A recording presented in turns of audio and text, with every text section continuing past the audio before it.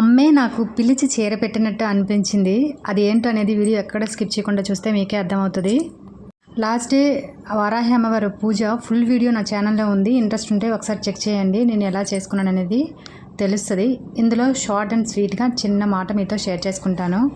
ఉదయం అంతా పూజ అయిపోయింది. మా ఇంటి దగ్గరలో ఉన్న దుర్గమ్మవారి టెంపుల్కి వెళ్ళాను. అంతా అయిపోయింది. కానీ నాకు ఎక్కడి నుంచో ఇంకొక అమ్మవారు పిలిచినట్టు మా కోలాటం నేర్పిన మేడం ఇంకో దగ్గరికి టెంపుల్ దగ్గరికి వెళ్దామన్నారు. అక్కడికి వెళ్ళిన తర్వాత ఇది మా ఇంటి దగ్గర ఉన్న అమ్మవారు.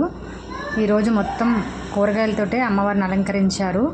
ఇప్పుడు వస్తున్న అమ్మవారి దగ్గర ఆ అమ్మ మమ్మల్ని పిలిపించుకుంది అనిపించింది. చాలా దూరం ఉంటారు అమ్మవారు. మీకు ఒక చిన్న విషయం చెప్తానండి.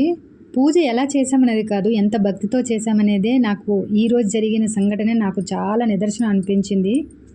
మనం అమ్మవారికి తాంబూలం చీర జాకెట్ మనం పెడతాము, కానీ అమ్మే నాకు పిలిచి నాకు తాంబూలం కింద ఇవ్వడం, అది ఎక్కడో ఉన్న అమ్మ నన్ను పిలిచి ఇచ్చిందంటే మేము 5 మెంబర్స్ ఎందుకో అనుకోకుండా వెళ్ళాము. మేము మొత్తం 20 మెంబర్స్ అయినా మేము 5 మెంబర్స్ వెళ్ళాము. ఇదంతా దేవుడు కరుణ అంటారా, మనం క్రియేట్ చేసుకున్న సిచ్యువేషన్స్ అంటారా? నేనైతే భగవంతుడు మనం ఎలా చేశామనేది గుర్తిస్తాడని అంట.